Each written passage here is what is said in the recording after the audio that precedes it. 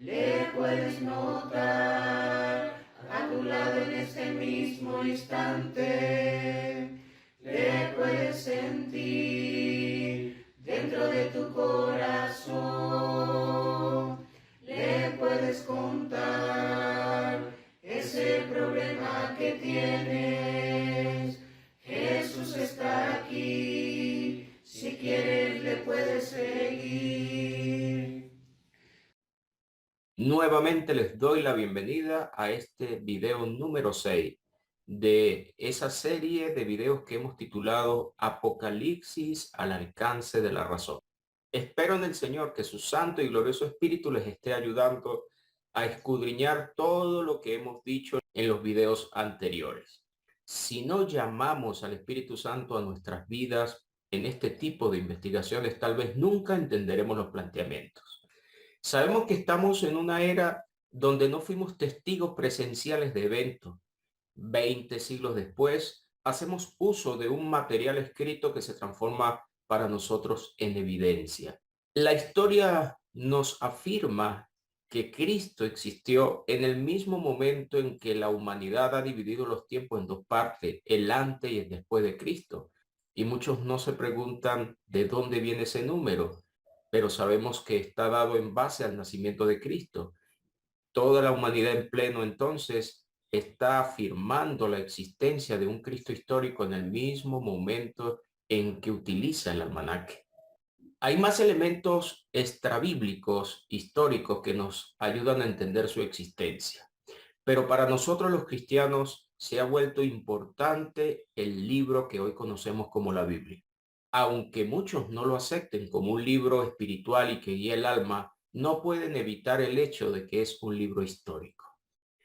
Tanto es así que antes que el hombre supiera que la tierra era circular, ya el libro de Isaías, escrito cercano al 720 a.C., decía en el capítulo 40 que él está sentado sobre el círculo de la tierra. Y en el libro de Job hace saber que la tierra no tiene bases, cosas que vino a entender el hombre muchos siglos después, pero la Biblia ya lo informaba. Y así como estas evidencias internas, muchas otras más nos ayudan a comprender que el libro está inspirado por un ser superior a nosotros que ha ido contando la historia en todos los tiempos. En alguna oportunidad estaba hablando con un personaje que se asumía ateo, aunque la palabra está muy mal usada, porque en el griego la palabra ateo, la A indica negación y teo es la palabra griega que define a Dios. Así que la palabra ateo debería indicar sin Dios. En el capítulo 2 de Efesios, exactamente en el verso 12, el apóstol Pablo le habla a los gentiles y les hace saber que en aquel tiempo estaban sin Dios en el mundo. Y si revisa justamente en el griego esa palabra sin Dios, va a conseguir esta palabra ateos. Así que la palabra ateo es sin Dios. Para aquellos que niegan su existencia, el Salmo 14, Dios le llamó necedad, afirmando ese salmo, dice el necio en su corazón, no hay Dios. Esta misma cita usada casualmente en Romanos capítulo 3, cuando afirma que no hay justo ni aun uno. Cita muy mal usada por el cristiano de hoy día al asumir que ni siquiera los que hemos llegado al Cristo somos justos. Pero si ve el texto de Romanos capítulo 3 a partir del verso 10, notará que dice cómo está escrito, lo cual estaba haciendo referencia a una cita antigua. Y eso está sacado justamente de ese Salmo 14. Entonces, cuando habla de que no hay justo ni aun uno, se refería a ese tipo de necios. Y si sigue viendo el texto de Romanos 3, también habla de que por la ley nadie se justifica. Sin embargo, encontramos en Génesis 6:9 que a Noé se le llama justo y perfecto. El mismo planteamiento se hace para Job en el capítulo 1 de ese mismo libro. Y una vez más encontramos en Hebreos 11 que se le llama a Abel justo, como también lo hace el apóstol Pedro en su segunda carta, capítulo 2, para referirse al justo Lot. O sea que este término de justicia sí es aplicable desde el Antiguo Testamento. Pero Romanos capítulo 3 está hablando de esos necios del Salmo 14, que primero dicen no hay Dios y segundo utilizan este elemento para justificar muchas veces sus acciones. Es necesario comprender que la humanidad se basa en dos teorías, como se plantea, la teoría creacionista y la teoría de la evolución. El comienzo del universo y de los planetas tiene que tener algún origen. Todos aquellos que niegan la existencia de Dios siempre nos tratan de llevar a sus conversas para probar elementos una vez que la Tierra ya había sido creada. Y eso tiene sentido. Pero no nos han podido entregar respuestas de cómo fue creado. Sabemos que la teoría de la creación habla de la existencia de un Dios todopoderoso que creó cielos y tierra. Y la teoría de la evolución habla que una nada creadora del cual todavía no han demostrado de dónde salen esos elementos que se necesitaron para hacer la explosión del Big Bang, ellos afirman que esa nada creadora entonces es la que originó lo que hoy conocemos. Al final están anclados sobre un planteamiento que no tiene fundamentos. De esta manera pudiéramos llamarle una fe, no hacia Dios precisamente, pero están forzando sus pensamientos a creer un principio que tampoco tendría coherencia si lo vemos desde el mismo ámbito en que ellos juzgan nuestra fe.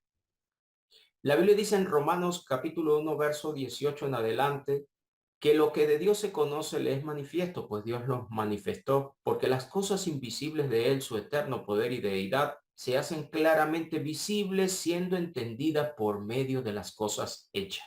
Pero sigue diciendo que profesando ser sabios nos hacemos necios, y es allí donde apartamos la gloria de Dios para seguir glorias de hombre.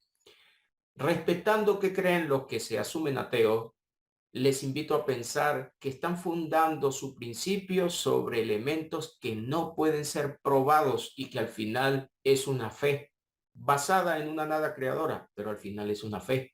Yo decidí también escoger una fe en un Dios creador. Cuando hablamos de Dios, eso nos autoriza a poder entregar una bendición a nuestros hijos, nos autoriza a creer que aún pasando circunstancias difíciles, como sucede con muchos enfermos, una esperanza está abierta. Eso me autoriza a creer en un matrimonio donde el amor necesita estar para que los hogares se conduzcan. Eso me autoriza a enseñar a mis hijos a que honren al padre y a la madre, aunque ya estén viejitos.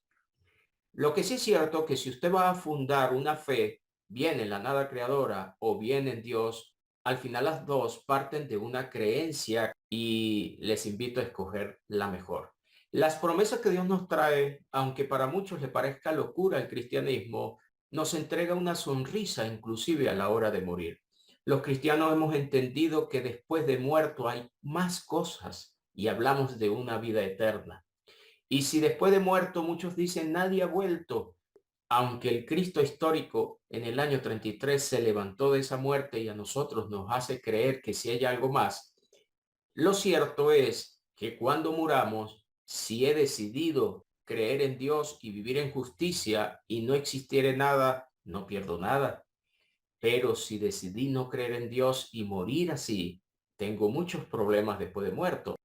Alguna vez me preguntaron que qué haría si demostraran que Dios no existe y que es una mitología tal cual griegos. Y les dije, me enamoré de esa mitología. Y así como muchos tratan de explicar la historia de los griegos y su mitología del inframundo, donde no se puede probar tampoco porque fueron percepciones de los griegos, pero son expertos y hay universidades que forman en este campo al punto de considerarse expertos en mitología griega. Yo le decía a aquel que me preguntó, seré un experto en mitología cristiana, porque el Dios que conozco ya me hace sentir gozoso de estar en él. Eso solamente lo entendemos cuando dejamos que el Santo y Glorioso Espíritu nos acompañe en nuestros pensamientos.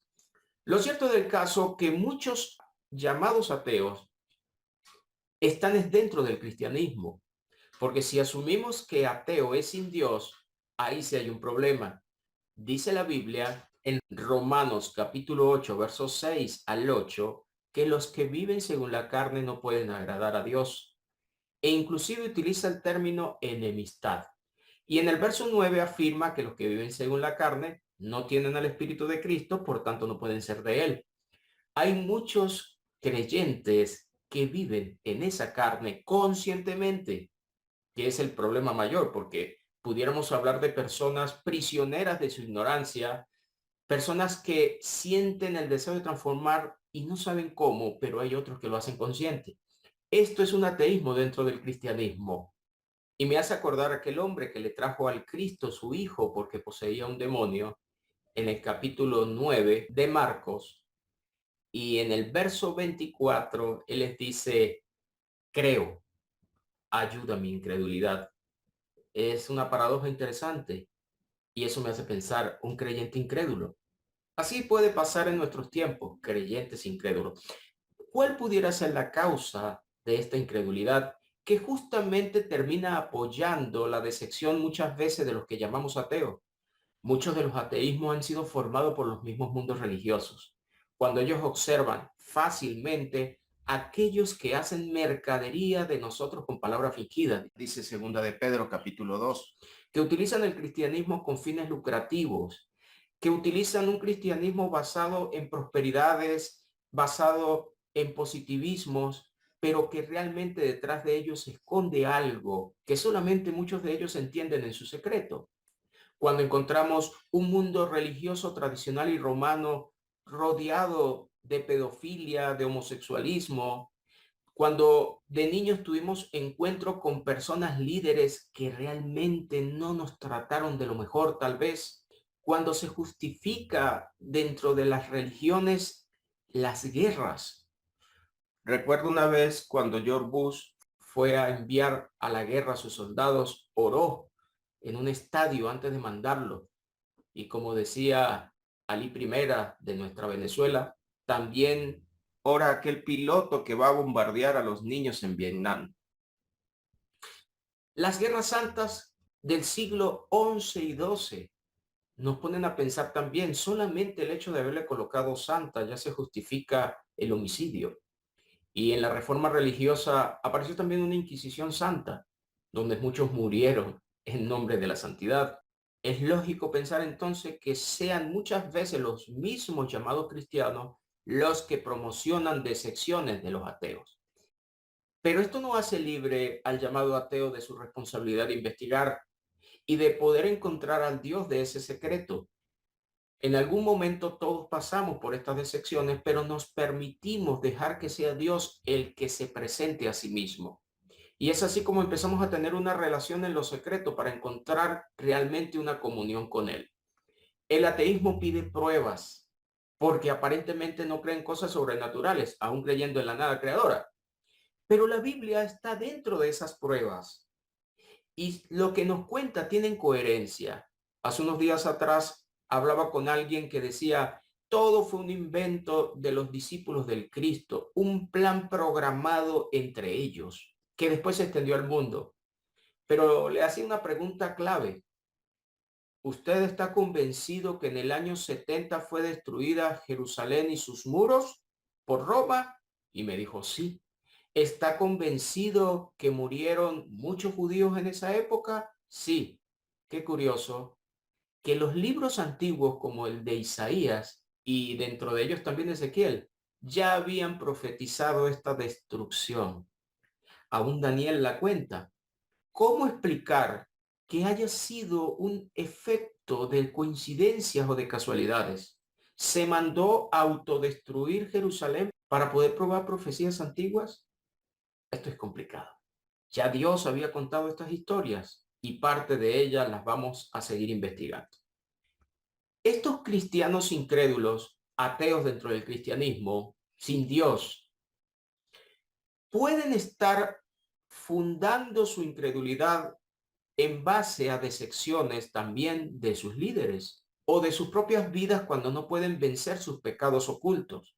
Pero ¿por qué se hacen débiles? Y es allí donde deseo que pueda comprender que los paradigmas cristianos entraron en nuestras mentes armados por hombres y no nos liberan muchas veces.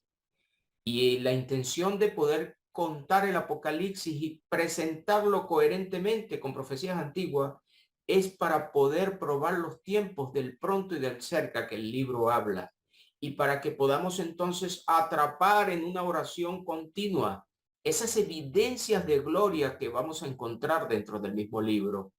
Si yo saco de sus mentes una victoria consumada y la pongo en su futuro, en el futuro quedará.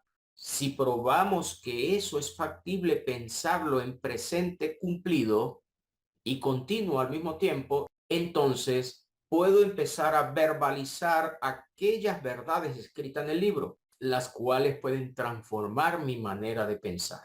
Romanos capítulo 12, verso 2, ya el apóstol Pablo invitaba a renovarse en el espíritu de la mente para que pudieran conocer la buena voluntad de Dios agradable y perfecta. Y ya les decía a los hermanos, no se conformen con este siglo. En el video anterior hablábamos del siglo, ya el apóstol entonces les está invitando a que no estuvieran conformes con el siglo que vivían, porque según Gálatas 1:4 ese siglo malo iba a desaparecer. Pero les estaba entonces invitando a renovar el entendimiento, a madurar en su manera de pensar. En Hebreos capítulo 5, verso 11 en adelante, el escritor dice que tenía muchas cosas más que decir, pero como se habían hecho niños muchos de ellos y no avanzaban a la madurez, aún no las podían sobrellevar y por eso no las podía contar. Y ya en el capítulo 6 les invita a dejar a un lado los rudimentos, aquellos principios de un neófito, de alguien que comienza, para poder avanzar a un entendimiento mayor. Esto ya sucedía en el primer siglo. En el 2022 también sucede igual. Muchos de nosotros puede haber encajonado sus pensamientos en el primer siglo y se estancaron allí. Y por no hacer uso de los adverbios de tiempo que nos indicaban proximidad de eventos, no pueden aceptar todavía sus mentes que pueden vivir en la gloria que el capítulo 21 de Apocalipsis cuenta. Una buena hipótesis que usted puede estudiar. Mi intención entonces es probar. No hay proselitismo religioso detrás de esto. No le estoy invitando a seguir a un hombre. Solamente pongo mi cara en estos videos para ser responsable con lo planteado.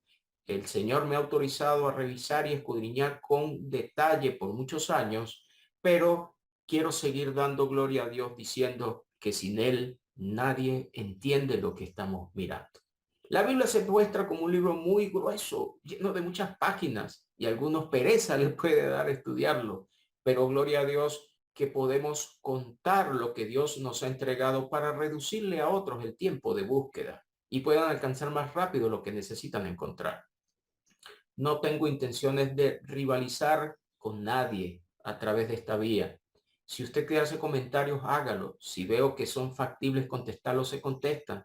Pero la intención es que usted atrape lo que aquí se cuenta.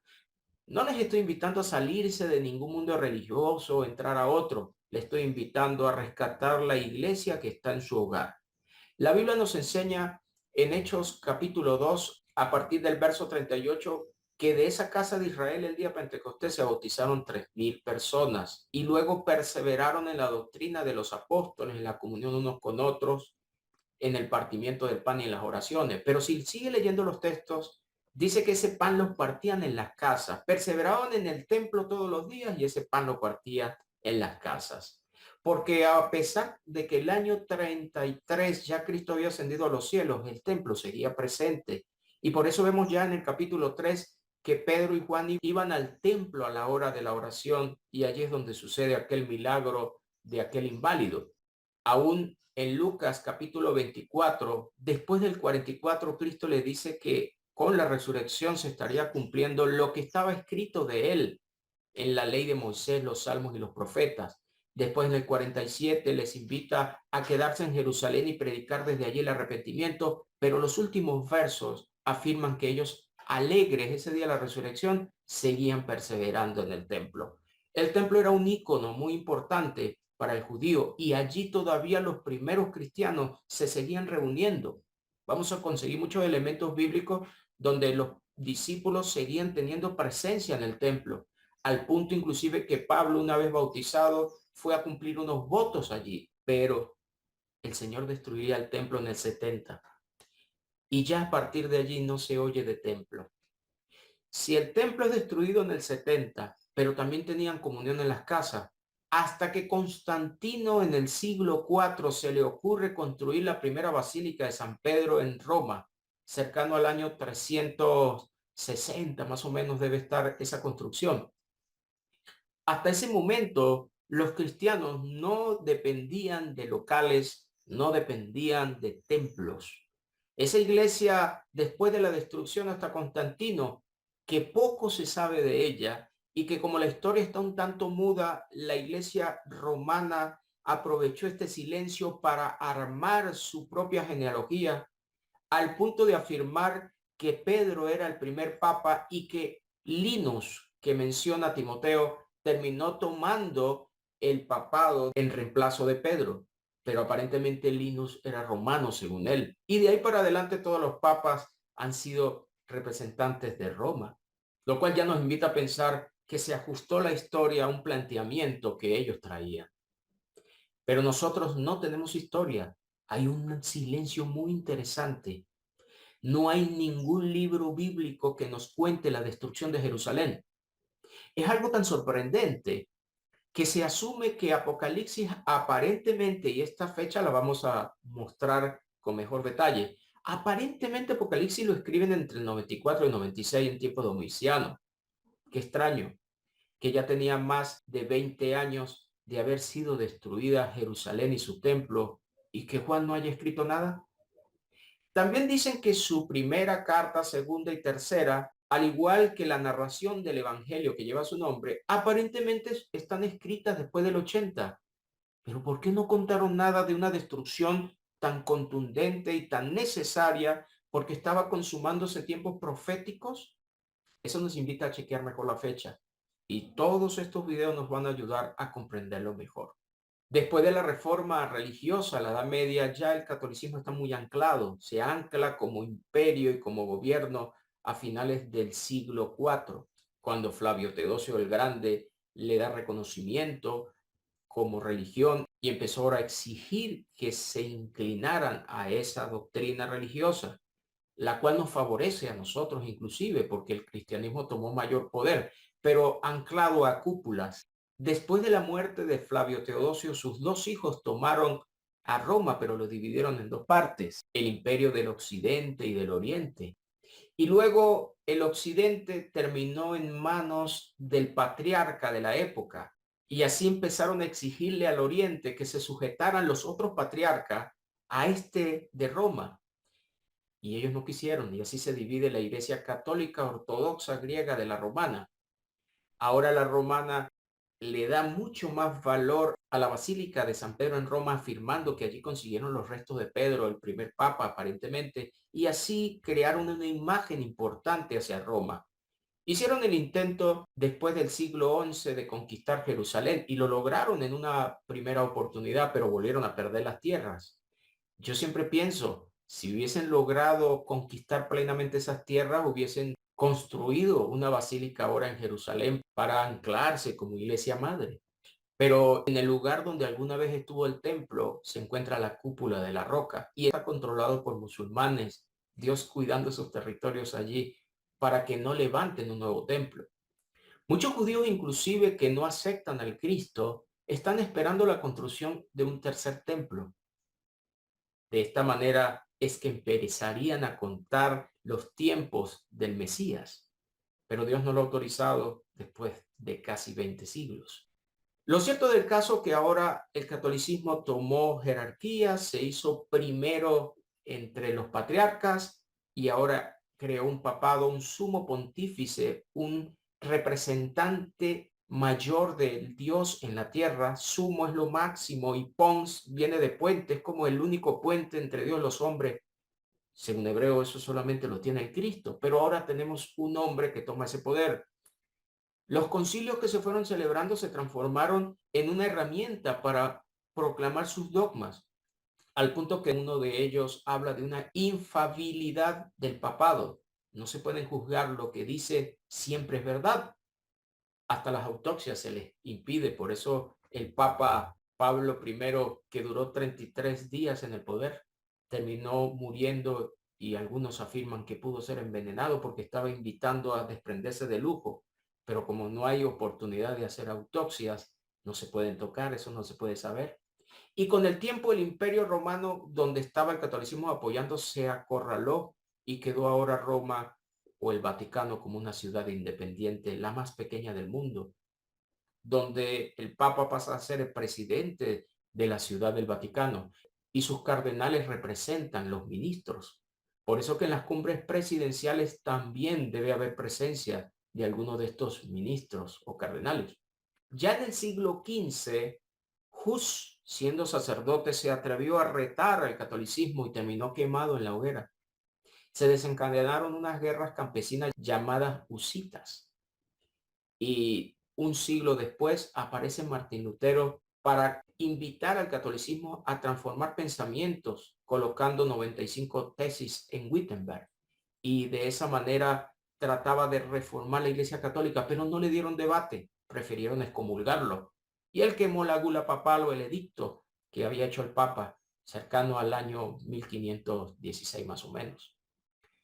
Después huye a Alemania porque lo mandan a matar y es allí donde él es protegido por Alemania hasta que en 1529 más o menos terminó reconociéndose su derecho a abrir un nuevo dogma religioso. Pero entonces el catolicismo le llamó protestante y a partir de allí comenzaron las inquisiciones para impedir que las personas abrieran camino a estas nuevas ideologías. En ese momento se tenía pocas opciones. Una de ellas era seguir en el catolicismo, aunque no esté convencido, huir a otro país como Alemania o sufrir la muerte en la Inquisición. Y esto genera la mayoría de los mundos reformadores, los cuales realmente no estaban buscando volver a la iglesia original, estaban buscando cambiar la iglesia católica en su esencia. Su proyecto no era volver al Cristo realmente, sino tratar de contradecir y corregir una iglesia que asumían como una iglesia madre. Pero por otro lado estaba la ortodoxa. Después del 450 tenemos la copta, la iglesia copta surgida en Egipto, que también viene del catolicismo. Estos mundos reformadores entonces enfocaron su proyecto y así fue que hicieron sus análisis.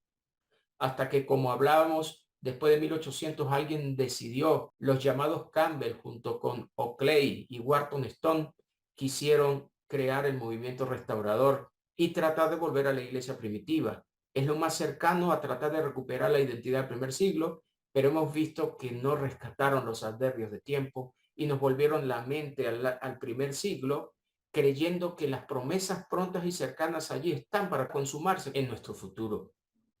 Los mundos religiosos mayormente usted notará que usan Mateo 24, que es la cita más usada, aunque su paralelo en Lucas 21 y Marcos 13 hablan del mismo texto, para hablar de una gran tribulación que esperamos, donde las pestes, el hambre y las guerras nosotros la esperamos. Recientemente hemos pasado por el COVID, algunos dicen que ya son los tiempos de Mateo 24, pero ignorando los conectores de los que hablamos, el verso 34 de Mateo 24 dice, no pasará esta generación hasta que todo esto acontezca.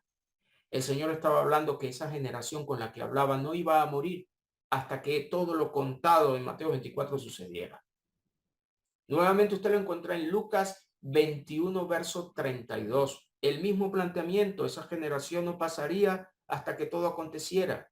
Y en Marcos capítulo 13, verso 30, nuevamente hace la misma afirmación. Y la dijo fue el mismo Cristo.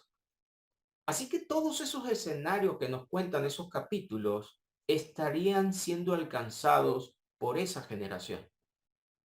El problema está de que ignoran los conectores. Y por ejemplo, en Mateo 24, entre el verso 28 y 29, se colocó un subtítulo.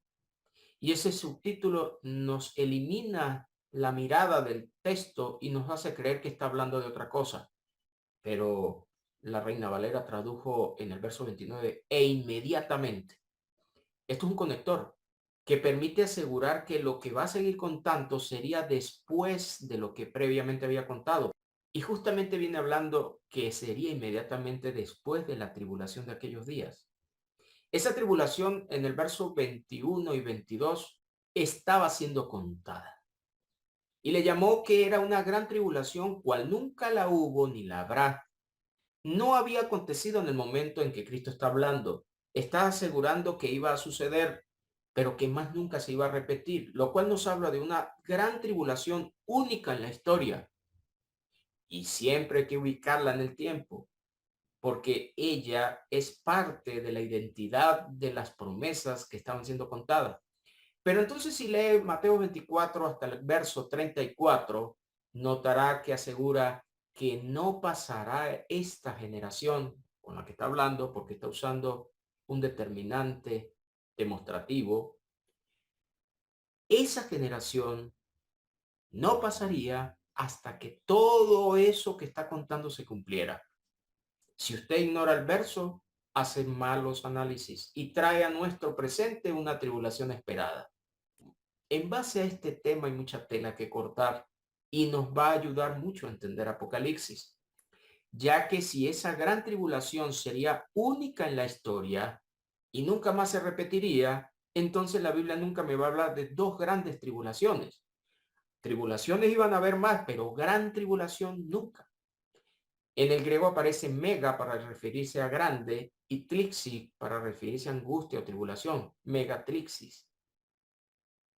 Y Apocalipsis en el capítulo 7 nuevamente encontramos referencia a esta gran tribulación. Según el verso 13 hasta el verso 17, afirma que los que estaban vestidos de ropas blancas, le dice el anciano a Juan, estos son los que han salido de la gran tribulación. Y han lavado sus ropas y la han emblanquecido en la sangre del Cordero. Por eso están delante de la presencia del Señor y le sirven día y noche en su templo. Quiere decir que esa profecía que está contada todavía en visión se consumaría en los vencedores de la gran tribulación. Si esa gran tribulación sucedería entonces en esa generación, entonces esta cita contada en Apocalipsis 7 estaría pronta a consumarse cuando el libro se escribe, porque no podemos encontrar la victoria sobre esta gran tribulación fuera de esa generación. Pero también nos sigue diciendo Apocalipsis en ese capítulo 7, en el verso 15, dice que Dios extendería su tabernáculo sobre esos vencedores para que el Cordero los pastoreara. Y nuevamente Apocalipsis 21:3 nos vuelve a contar de ese tabernáculo que estaría entre los hombres para ser reconocidos como pueblo y para que Dios estuviera con ellos como su Dios. Pero para que estas promesas se consumaran, primero debían pasar cielo y tierra, dice el verso 1 de ese capítulo 21, y la nueva Jerusalén debería descender. Si el pronto de Apocalipsis es literal, la gran tribulación sucedería en esa generación, entonces la extensión del tabernáculo también sucedería en esa generación. Y esa nueva Jerusalén espiritual y celestial estaría bajando a los hombres. Hemos dicho ya que los reyes traerían gloria y riqueza a ella y que dentro de esa ciudad estaría el árbol de la vida, que sus hojas sanarían a más naciones. Todo esto sigue estando alrededor del pronto anunciado. Cuando esto sucediera, esa nueva Jerusalén estaría consumando una profecía antigua para el pueblo de Israel. Recuerde que al decir nueva es porque una vieja Jerusalén habría pasado, de lo cual vamos a seguir siempre investigando. Pero la nueva Jerusalén que abriría sus puertas estaría consumando una profecía antigua al pueblo de Israel que esperaba la restauración del reino. Vamos a comparar dos citas importantes. Una está en Isaías capítulo 60 y Apocalipsis 21 y van a observar una relación perfecta para que puedan seguir comprendiendo la esencia del libro de Apocalipsis. En este texto conseguimos del lado izquierdo Isaías 60 y del lado derecho Apocalipsis 21. En Isaías 60 dice, levántate, resplandece, porque ha venido tu luz y la gloria de Yahvé ha nacido sobre ti. En Apocalipsis 21 encontramos que en el verso 10 a Juan se le permite ver la santa ciudad, la nueva Jerusalén, descender del cielo, teniendo la gloria de Dios. Luego, En el verso 23 afirma que la ciudad no tiene necesidad de sol ni de luna que brillen en ella porque la gloria de Dios la ilumina y el Cordero es su lumbrera. Apocalipsis 21. En Isaías 60, verso 19, se le había prometido al pueblo de Israel: el sol nunca más te servirá de luz para el día, ni el resplandor de la luna te alumbrará, sino que Yahvé te será por luz perpetua y el Dios tuyo por tu gloria. Y sigue contando el 20, no se pondrá jamás tu sol ni menguará tu luna, porque Yahvé te será por luz perpetua y los días de tu luto serán acabados. Observen las relaciones perfectas en estos dos capítulos. Nos sigue contando Apocalipsis, pero ya en el capítulo 22, texto que sigue hablando de la misma ciudad celestial. No habrá allí más noche, no tienen necesidad de luz de lámpara ni de luz del sol, porque Dios el Señor los iluminará y reinarán por los siglos de los siglos. Profecía perfecta que Dios había hecho al pueblo de Israel y que ahora Apocalipsis le estaría entregando respuesta. Veamos más. En Isaías 60:11 habla: tus puertas estarán de continuo abiertas, no se cerrarán de día ni de noche, para que a ti sean traídas las riquezas de las naciones y conducidos a ti sus reyes. Nuevamente Apocalipsis 21 nos dice lo siguiente: sus puertas nunca serán cerradas de día, pues allí no habrá noche. Puertas abiertas de manera continua, como nos lo está contando Isaías. Pero observen que también dice: y los reyes de la tierra traerán su gloria y honor a ella, tal cual nos los está contando Isaías 60. Veamos más. Dice el verso 21 de Isaías 60, y tu pueblo todos ellos serán justos, para siempre heredarán la tierra. Renuevo de mi plantío, obra de mis manos para glorificarme. Serán justos. Apocalipsis 21 dice: no entrará en ella ninguna cosa inmunda. Esta nueva Jerusalén solamente podían habitarla los justos. Y justamente era la justicia eterna que estaban esperando. El apóstol Pedro, en su segunda carta, capítulo 3, le hace saber a los hermanos en el verso 13 que ellos esperaban, según las promesas, cielos nuevos y tierras nuevas en los cuales mora la justicia. Esos cielos y tierras nuevas lo vimos en Apocalipsis 21:1, pero cuando ellos se activaran moraría la justicia, y ahora Isaías nos había contado que serían justos perpetuamente. No solamente eso, sino que también Malaquías 4 había asegurado en el verso 2: mas a vosotros lo que teméis mi nombre, nacerá el sol de justicia y en sus alas traerá salvación y saldréis y saltaréis como becerros de la manada. Esta profecía, escrita aproximadamente en el 415 a.C., ya anunciaba una era de justicia y salvación. En el mismo capítulo 4, pero esta vez en el verso 1, afirma que llegaría el día donde Dios tomaría venganza en los soberbios y los iba a destruir sin dejarle ni siquiera raíz ni rama, antes justamente de traer esa justicia que estamos viendo acá en el verso 2. O sea que una limpieza debía existir. Y nuevamente vemos este verso 5, que antes de ese día de Yahvé vendría primero el profeta Elías. De esto también vamos a hablar, porque ese día terrible de Dios estaba anunciado proféticamente antes de traer salvación y justicia a Sión y Jerusalén. Sigue diciéndonos Isaías 60, verso 10, que extranjeros edificarían los muros y sus reyes servirían a esa nueva Jerusalén, porque en mi ira te castigué, más en mi buena voluntad tendré de ti misericordia. Parece que entonces esto iba a suceder después del castigo de esa ira anunciada. En Apocalipsis 21 nos viene hablando en el verso 13 que las 12 puertas de la Nueva Jerusalén tendrían que ver con las 12 tribus de Israel, porque a través del descendiente de David, de la tribu de Judá, era que esas puertas abrirían.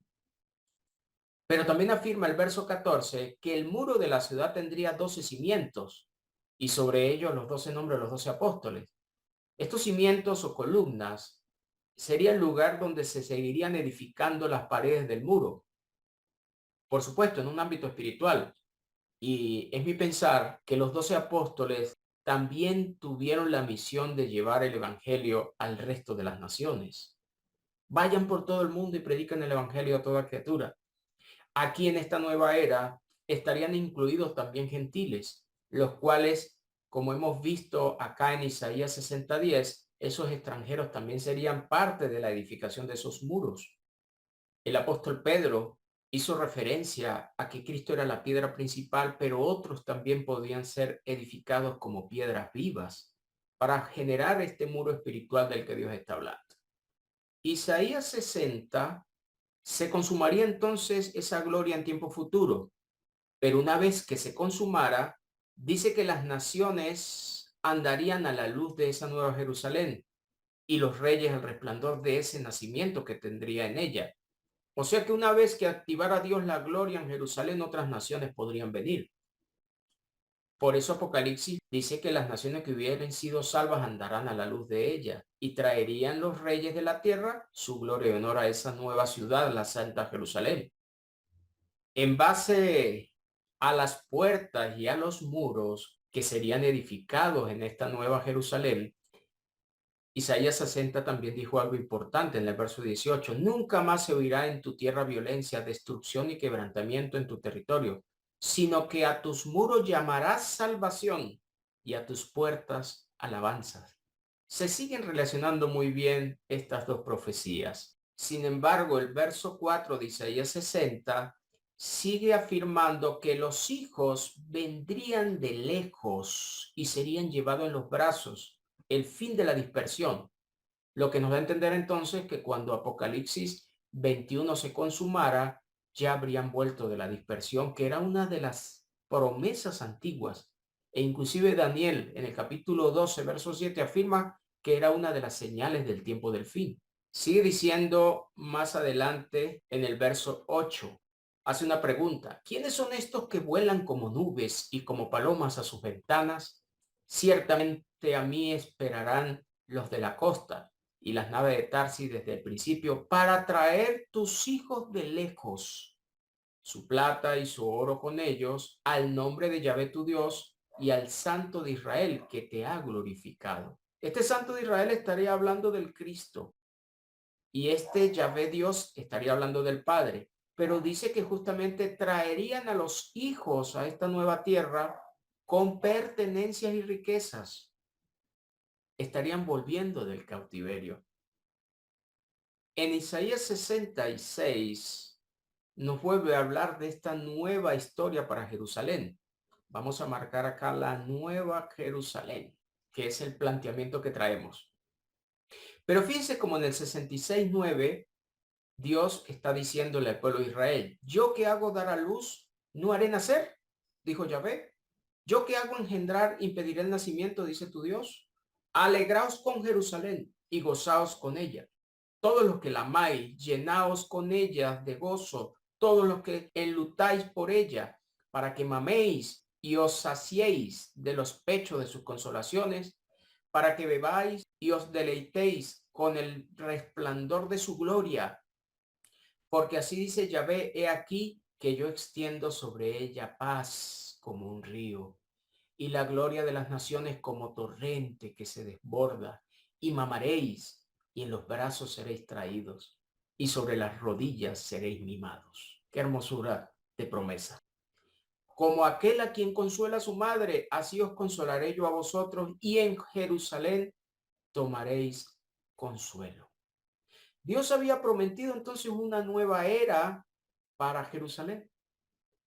Y este capítulo 66 está hablando de una nueva historia, una reconciliación, una restauración de relación con Dios. Pero recuerde que en el capítulo anterior, en el capítulo 65, verso 17, había asegurado que Dios crearía cielos y tierra nueva, y de lo primero no habría memoria, ni vendría más al pensamiento. Y si sigue leyendo, encontrará que también dice que se gozaría y alegraría para siempre en las cosas que crearía, porque él traería a Jerusalén alegría y a su pueblo gozo.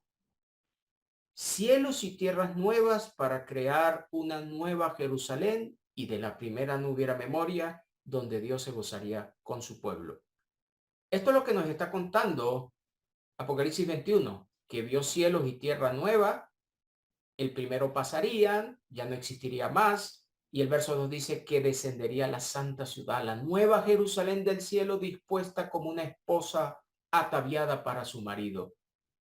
Isaías 62, muy coherente con este planteamiento, diría: por amor de Sión no callaré, dijo Dios, y por amor de Jerusalén no descansaré hasta que salga como resplandor su justicia y su salvación se encienda como una antorcha. Esto estaba prometido desde el Antiguo Testamento. Esta gloria de Jerusalén la estamos viendo en este capítulo 21 de Apocalipsis. Entonces verán la gente tu justicia y todos los reyes tu gloria, y te será puesto un nombre nuevo que la boca de Yahvé nombrará. Curiosamente, Nueva Jerusalén. Y serás corona de gloria en la mano de Yahvé y diadema de reino en la mano de Dios tuyo. Esto no suena a fin de mundo ni de planeta.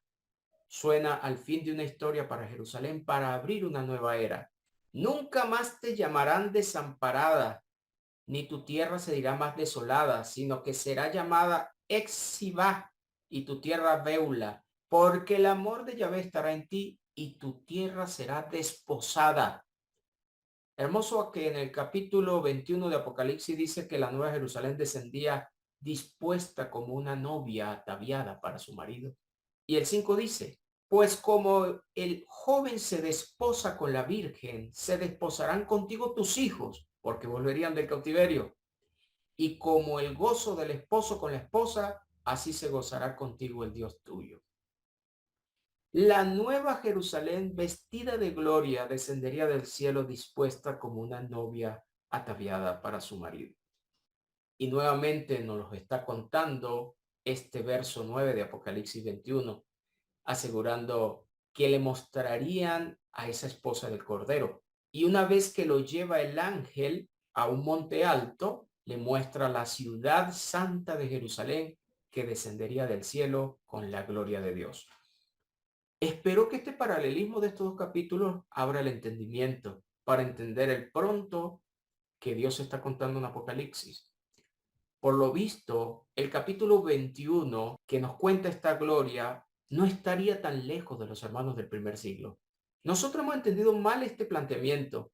Creemos que es un lugar en el cielo para los gentiles y todos nosotros. No, no, no. De eso no hablaba. Es una nueva reconciliación de Dios para con Jerusalén. Una exaltación que Dios haría en ese monte Sión y en Jerusalén, que había sido amado por Dios. Y una vez que la reconciliara, aquí en Miqueas 4 nos cuenta algo interesante. Acontecerá que en los postreros de los tiempos, que el monte de la casa de Yahvé, este es el monte Sión, será establecido como cabecera de montes y más alto que los collados, y correrán a él los pueblos. Vendrán muchas naciones y dirán: venid y subamos al monte de Yahvé, a la casa del Dios de Jacob, y nos enseñará en sus caminos y andaremos por sus veredas, porque de Sión saldrá la ley y de Jerusalén la palabra de Yahvé. Y él juzgará entre muchos pueblos y corregirá naciones poderosas hasta muy lejos, y martillarán sus espadas para asadones y sus lanzas para hoces.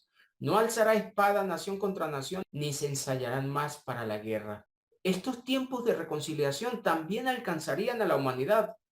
Por supuesto, las naciones que traigan gloria y honra a ella, las naciones que alcancen la salvación.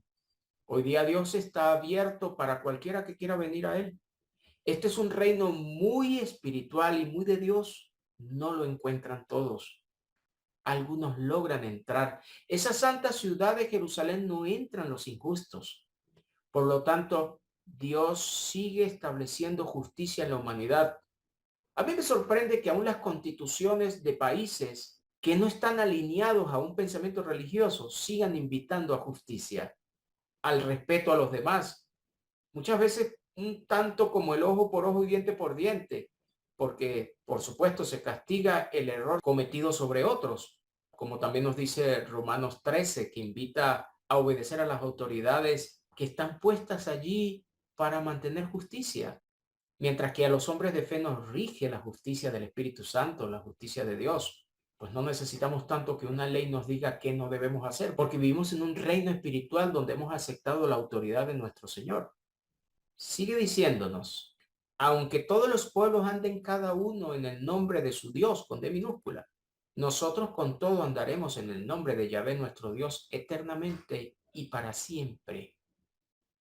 Dios había hablado entonces que una vez que exaltara a Jerusalén, que él se desposara con ella, ella sería gloria para otras naciones que vendrían a ser enseñadas en la ley de Dios.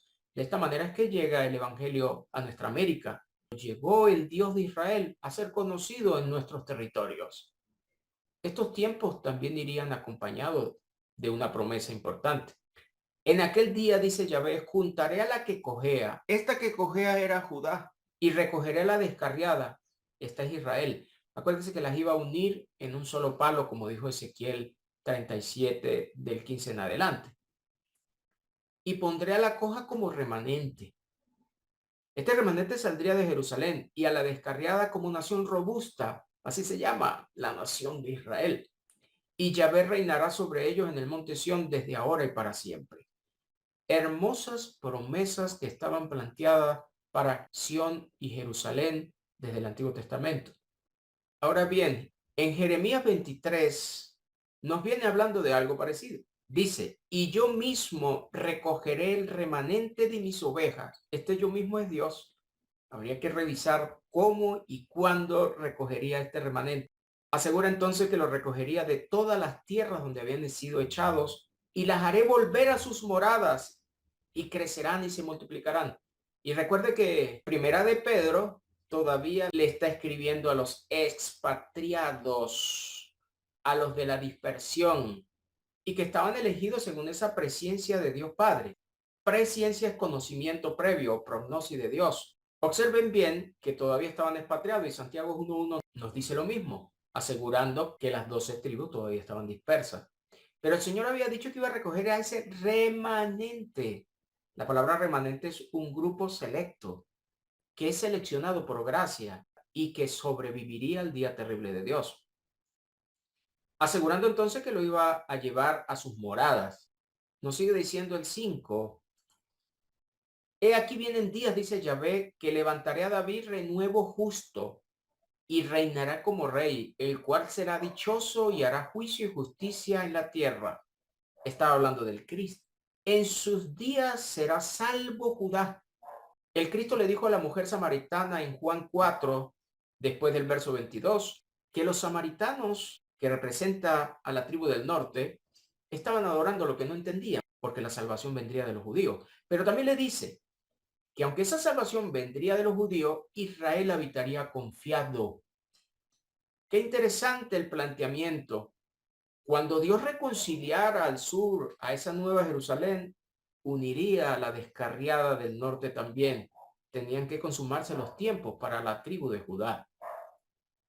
Pero luego le hace una comparación con los tiempos cuando los había subido de la tierra de Egipto. Pero en este caso dirían, vive Yahvé, que hizo subir y trajo la descendencia de la casa de Israel de tierra del norte y de todas las tierras a donde yo los había echado y habitarán en su tierra. O sea que ya no vendrían solo de Egipto, sino que serían traídos de muchas más tierras, porque nuevamente les recuerdo que el fin de la dispersión era un planteamiento profético. Cuando se consumara entonces Apocalipsis 21, todos estos elementos que vemos acá estarían cumpliéndose. Cielos y tierra nueva, el primer cielo pasaría, la primera tierra pasaría, la nueva Jerusalén descendería y Dios allí dice que en tiempo futuro y que solamente el pronto le entrega respuesta para poderlo afirmar que está cumplido en nuestro presente, asegura esa visión que en tiempo futuro Dios extendería ese tabernáculo para reconocerlos como pueblo y ser su Dios. Ese tabernáculo sería extendido, según Apocalipsis 7, 13 al 17, sobre los vencedores de la gran tribulación. Y esa gran tribulación, según Mateo capítulo 24, 21 y 22, sería única en la historia. Y según el verso 34, esa generación no pasaría hasta que todo eso aconteciera. Por lo tanto, todas estas evidencias bíblicas nos están mostrando de unos cumplimientos cercanos al primer siglo, lo cual haría que ese siglo finalizara porque el apóstol Pablo había dicho que habían alcanzado los fines de los siglos, según Primera de Corintios 10, verso 11, y el escritor de Hebreos en el 9:26 asegura que Cristo vino a la consumación de los siglos, y Primera de Juan 2:18 afirma que estaban ya viviendo los últimos tiempos. Ese siglo debía desaparecer para abrir siglos nuevos, según Efesios 2:7, donde Dios derramaría la abundante riqueza de la gracia. Esta historia es real y bíblica. Las evidencias están. Y en los demás videos seguiremos probando mucho más cosas que Apocalipsis nos cuenta. Espero en el Señor que haya captado este nuevo video con fuerza. Si no ha revisado los 5 videos anteriores, tal vez no entienda mucho de los planteamientos. Les invito a revisar debajo de este video donde dice mostrar más. Usted podrá abrir allí y va a conseguir que les voy a entregar las direcciones de los videos anteriores. Si no los ha revisado, vaya, revise de uno por uno. Si se quiere suscribir, lo puede hacer. Eso le servirá para que le suene la campanita cuando lleguen nuevos videos y sepa que uno nuevo entró. Si los va a revisar, amén. Si tiene algún tipo de pesar o de oposición, no se preocupe. No estamos invitándole a cambiar su manera de pensar. Solamente le estamos invitando a entender lo escrito. Si quiere hacer una pregunta respetuosa y en el margen de la tolerancia, hágalo en los comentarios. No estoy cerrando los comentarios. Eso, el que cierra comentarios lo hace para que no le pregunten. Esos son miedos. Puede que esa respuesta que está buscando ya está en los videos anteriores, por eso le invito a revisarlo. Si hay un planteamiento, tal vez una contrariedad en base a lo contado, hágalo con fundamentos bíblicos. Les invito a escudriñar con profundidad. Yo he sido parte de esos paradigmas, de esos dogmas, inclusive los emití, los transmití, los enseñé. Pero bueno, el Señor en su misericordia nos otorga la vida y la oportunidad de reconciliarnos, inclusive con nosotros mismos. Espero en el Señor disfruten todo lo que está viendo y deseo seguir siendo lo más bíblico posible para alejar de nuestras almas cualquier análisis que no esté fundado en autoridad bíblica, lo cual nos haría realmente un apóstata si así fuera. Un abrazo. Dios me les guarde, me les ampare y me les favorezca siempre. Dios está aquí,